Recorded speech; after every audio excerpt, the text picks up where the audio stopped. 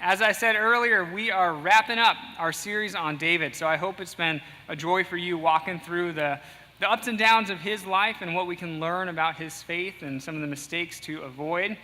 Well, as I said, so he got into trouble when his own son tried to usurp the throne. His name was Absalom. We're skipping ahead in the story a little bit, so if you want to read about that, you'll have to go home, and it's at the end of 2 Samuel. But he basically is able to push down that rebellion, and then he decides to make his son Solomon the next king of Israel. Now, Solomon is, interestingly enough, the son of David and Bathsheba. And so when we're fast forwarding, we're at the point where he is on his deathbed. David is going to say his last words today, and he says them to his son Solomon. And so that's going to be the scripture that we study is what is the last thing that David chooses to say? Because what you'll find is that the last words of people really provide an insight to some of their heart and some of their character. And so as I was studying this past week, I thought, well, what are some other examples of last words, at least how they're reported or captured? What are some famous last words, and what does that teach us about the person's life? And so I've got a couple that I want to show you as examples. Here's the first one. It's Bob Marley. Bob Marley is reported as saying, "Money can't buy life." Well, and that seems to fit with the way that he lived and the things that he cared about. Money can't buy life. That would be Bob Marley. Or here's another one. This is Caesar Augustus, the first Roman emperor. He said, "Have I played the part well? Then applaud for me as I exit." Okay, a little more self-serving, that one. Would you expect anything less from the emperor, the first emperor? He's saying, "Look at me as I go out, pay attention." Here's one from Karl Marx. "Last words are for fools who haven't said enough." Oh, look, going out grumpy. Okay, that's a different way you can go out. Yeah, that's the opposite of Bob Marley, is how Karl Marx chooses to go out. Or here's Leonardo da Vinci. "I have offended God and mankind because my work did not reach the quality it should have." There's a little bit of regret in those words, isn't there? Some regret maybe tinged with some perfectionism in his words. Or then here's the last one that I'll share with you. It's Thomas Edison. And he says this after he wakes up from a coma. He looks at his wife and he says these last words, "It's very beautiful out there." And there's been some discussion about what did he mean when he said that. And some think that he woke up and maybe looked outside and then said, "Hey, it's very beautiful out there." But a lot of other people go, wait, he just woke up from a coma. He sees his wife, and these are the words he wants to share. Whatever he saw or whatever was a part of him, he says, "It's very beautiful out there." And those were his last words, and then he passed away. Last words have a way of capturing something about your character, something that's going on in your heart and your soul. And we're going to see that in King David's story today. These are the last words of King David. Here's how it begins. In 2 Kings, it says, "As the time of King David's death approached, he gave this charge to his son, Solomon. I'm going where everyone on earth must someday go. Take courage and be strong." That's the first thing that he wants to share with his son. It's just him and his son in this room. And the first thing that he wants to share with him is to be strong, to take courage. Now, what I see from this is that David has reached a point of acceptance in his life where he knows he's going the place that everyone must go. He recognizes he's on his deathbed, and these are the words that he then wants to share to Solomon. But I would think that those words would be flip-flopped.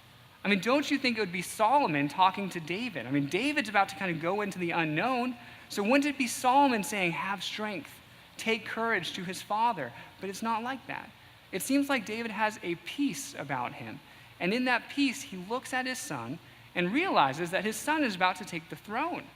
And David has been the king for 40 years. He knows the responsibility that comes with that power and leadership, and now he's looking at his son, who's going to do this next. He looks at him and says, "Have courage, be strong." It's as if he's saying, "I know you can do this. I know you'll be able to do this. When I'm gone and you succeed me, take care. You'll be able to accomplish what I needed to on the throne." And then he goes on to talk about the source of that courage and strength. Verse 3, David says, "Observe the requirements of the Lord your God and follow all his ways. Keep the decrees, commands, regulations, and laws written in the law of Moses, so that you will be successful in all you do and wherever you go. If you do this, then the Lord will keep the promise he made to me. He told me, if your descendants live as they should and follow me faithfully with all their heart and soul, one of them will always sit on the throne of Israel. That's the next thing that David wants to really impart to his son Solomon, saying that I want you to be courage, I want you to have strength, but that strength should come from God. Follow God faithfully with all of your heart and your soul. David has to realize that he didn't always do that. And we saw that last week. David didn't always do that. He wasn't a good example for his sons about how to follow faithfully with all your heart and your soul. But in that moment, he's looking at his son, and he hopes that he succeeds where David had failed. He looks at this next generation and says, even if I was not always to follow faithfully with God, I hope you do. I hope you do, Solomon. So don't forget that. Don't forget God brought us here, and God can travel with you as you are the king as well. If this is where this scripture ended, how beautiful of last words would this be? I mean, it would just be the perfect idea of talking to a son, saying, have strength, have courage, and always rely on God. That would be a good last word that we can celebrate. But, unfortunately, it doesn't end there. Instead, David says, oh, and one more thing, which is never a good idea. I'm sure you realize that. When you are proud of what you say, maybe you just had a speech or something, and then you should just kind of end it. But there's always that thought of like, oh, wait, and one more thing. And when that comes out, it's never quite as good or helpful. And that's what happens with David. He has this really meaningful moment with his son, and then he says, oh, and one more thing. Here's where David goes next in verse 5. And there is something else. You know what Job, son of Zeruiah, did to me when he murdered my 2 army commanders? Now, if you remember Job from last week, he was the commander of the army. He did David's dirty work. And apparently, in between the story from last week and this week, they had a conflict where Job killed 2 people that David wished he did not kill. And so on his deathbed, he's talking to his son Solomon. He goes, you remember that? When he killed my 2 army commanders, Abner, son of Ner, and Amasa, son of Jether? He pretended that it was an act of war, but it was done in a time of peace, staining his belt and sandals with innocent blood. Do with him what you think best, but don't let him grow old and go to his grave in peace. Whoa, come on, David. That's not the last words that you'd want from David. He was doing so well, and then all of a sudden, oh, one more thing, I still have a grudge against this man Job, so go take care of him. I mean, he is passing on his sins and his struggles from one generation to the next, which is absolutely the last thing that you'd want to do as a father, but that's what he's doing with Solomon. He's saying, I'm still mad at Job, so won't you go and take care of him? In fact, what we're learning about David is something we know about David and something we know about ourselves, but we'll get it on the screen as a reminder. King David is a mixture of faithfulness and failure. And we see that in his story. We see that in his last words, and I know we see that in our lives too. In fact, David goes a little bit more. He says in verse 7, be kind to the sons of Barzillai, of Gilead. Make them permanent guests at your table, for they took care of me when I fled from your brother Absalom. Okay, so that's nice, right? That's good. That's encouragement. And remember, Shemiah, son of Gera, the man from Bahurim in Benjamin. So this was the man from our first scripture, throwing rocks at King David because he's from Saul's family, cursing at him, all that. This is the same man. He cursed me with a terrible curse as I was fleeing to Mahanaim. When he came down to meet me at the Jordan River, I swore by the Lord that I would not kill him. But that oath does not make him innocent. You are a wise man, and you will know how to arrange a bloody death for him. What? Come on, David. And those are David's last words. In verse 10, then David died and was buried with his ancestors in the city of David. The question becomes, what do we do with David? I mean, he really is a mixture of faithfulness and failure, just like all of us, and you see that in his last words. But what do we do with this story? Well, part of what I want to do this morning is I'd like to track the faith of David from his time as a youth to his time on his deathbed, because his faith changed, didn't it? I mean, we've been doing this for 7 weeks, and early on in his story, he had complete confidence in God. And then it changed. He got older. Maybe the weight of the world came down on him a little bit, and his faith became a little bit more cynical, a little bit more corrupted. It moved him in a distrustful direction. And so I'd like to study that for a second, because think of the stories from David's youth. For example, around the age of 12, he had so much confidence in God that he volunteered to go fight the giant Goliath at the age of 12. Or in his early years, around the age of 25, he was hiding in caves, waiting for God to say it's time to become king, just waiting, relying on God. Think of the faith that showed in God. And then in later years, it changes. He loses control of his family. One of his own sons tries to violently take the throne.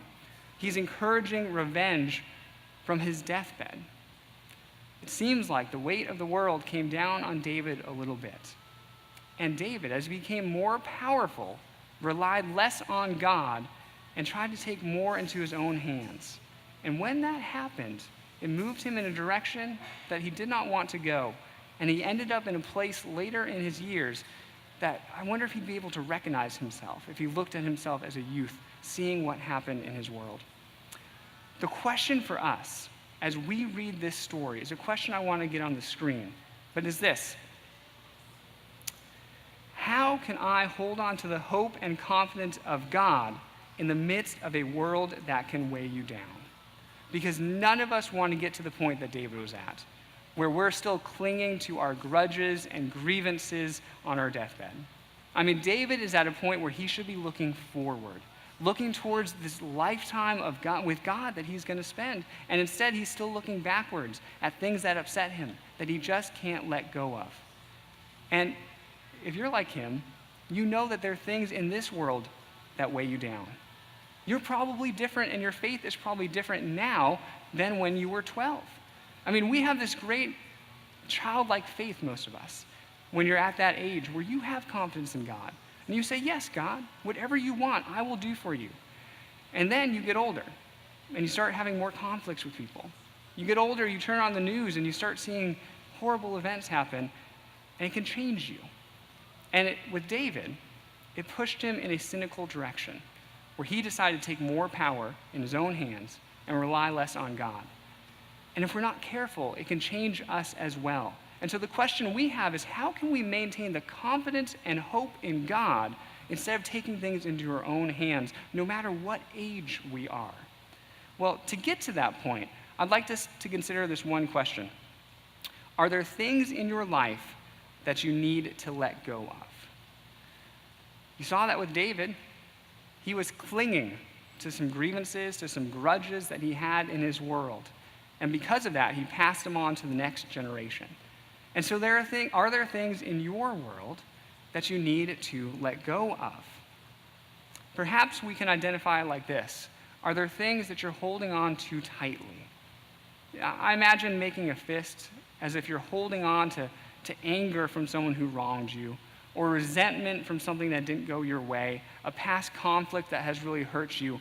And the harder that you hold on, the more it makes your whole body tense. In fact, try that for a second, if you will. Just make a fist right where you are and try to just make it tight. And when you do that, you realize your whole body tenses up and is focused on this tight fist. And that's what it can feel like when we're holding on to things in our past that we have no value still having in our lives. But when you open that fist, when you let that thing go, when you release it, all of a sudden you feel different, don't you? That's what we needed to see in David's life, where he never got to the point where he could release that. He was holding on to it. He was holding on to it, and then he was passing it off to his son, right? Instead, what we wanted to do and get to the point of is where we can go with open palms, to say, I know what's happened in the past, but I'm not going to let it define me. I'm going to walk forward with open palms. In fact, there's a story of that exact thing happening. I don't know if you've heard of her. Her name is Corrie ten Boom. And she was a Christian who housed Jews in Nazi Germany. And she ended up in a concentration camp, and her family ended up there as well. Most of her family died, but she was able to survive. And so after the war, she traveled around Europe teaching in churches about her faith in Jesus and how her faith got her through some of the darkest times in her life. She tells a story in her book where she's teaching in a church in 1947 in Munich, and she's teaching about the power of forgiveness. And when she gets done, people are coming up to her to shake her hand and to say thank you for these words, and she notices someone in the back that just takes her breath away. It was one of the guards at her concentration camp, right there in the back of the church. And this guard approaches her, and he realizes in that moment that the guard doesn't recognize her, even though he recognizes, or she recognizes, the guard. And he comes up and says, "Thank you so much for your words. I was a guard at this concentration camp. I feel horrible about what I've done, but I feel so good that God says that my sins are like at the bottom of the sea, that I can be forgiven." And she realizes, she goes, "I said those very words. I said that when you come to God, God forgives you. It's like your sin is at the bottom of the sea." But she goes, "I realized in that moment, I couldn't forgive this man." And we would say, rightfully so, right? After what he'd done to her, she's looking at him going, "I can't forgive this man after what he has done. Even though I just preached a sermon on forgiveness, I can't do it." Well, and he comes to her, and in this moment, he says, I realize that the church says that when I come to God, all my sins are forgiven, but I'd like to hear it from you. She then writes in her own words what comes next. I'd like to read them for you. She says this: "I stood there, I whose sins had again and again been forgiven, and could not forgive.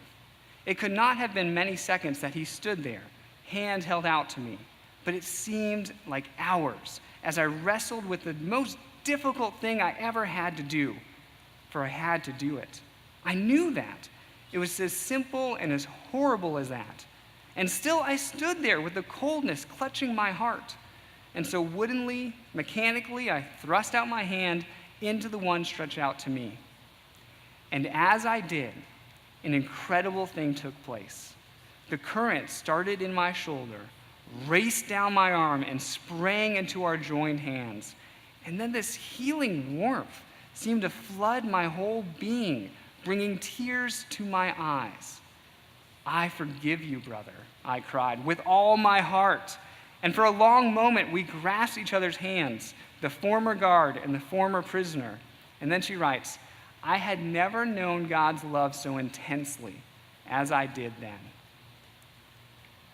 She did what David could not do. David held on to his griefs, his grievances. Corrie ten Boom, we might look to say, you could have, right? And no one would have blamed you if you held on to the pain that you suffered. And yet, what she realized in that moment is if she held on to that pain, it always would have been there. But when she gave it up, with an open palm or perhaps a shaking hand, and when she was able to forgive him, she felt a love of God more intensely than she ever had in her life. That's what we're trying to get to in this story, is we realize that the resentments in our life act as a tether that always are pulling us back to things in our past. If you can identify with that today, if you feel like there's something you're holding on to, if there's a person that you need to forgive, this is the Sunday to cut that tether, to look forward to the life that God has for us and not look back at the things that have always made us upset that we're still holding on to. Because the future that God has for us is a beautiful future if we allow ourselves to immerse ourselves in it. Now, this is the last of the David series. And so I wanted to conclude with something that David did right. Because towards the end of the life, he didn't do much right. But there were times when he wrote so much about an authentic, reliable faith in God, particularly in the Psalms. And so I want to close with just one verse from one of the Psalms as something that we can all strive for as we leave this David series. Here's what David wrote. David in Psalm 27, "The one thing I ask of the Lord, the thing I seek most, is to live in the house of the Lord all the days of my life, delighting in the Lord's perfections and meditating in his temple." Isn't that what we all seek? The thing we seek the most. The thing we seek with every part of us is to live in the house of the God forever. David's heart was there. Even though he was in a mixture of faithfulness and failure, that's where he's pushing us towards. And so as we leave this series, I invite you to make that your goal, because that is the future for us. And we're not going to get there as easily if we're clenching our fists and if we're always looking back. But we'll get there with open palms and open hearts.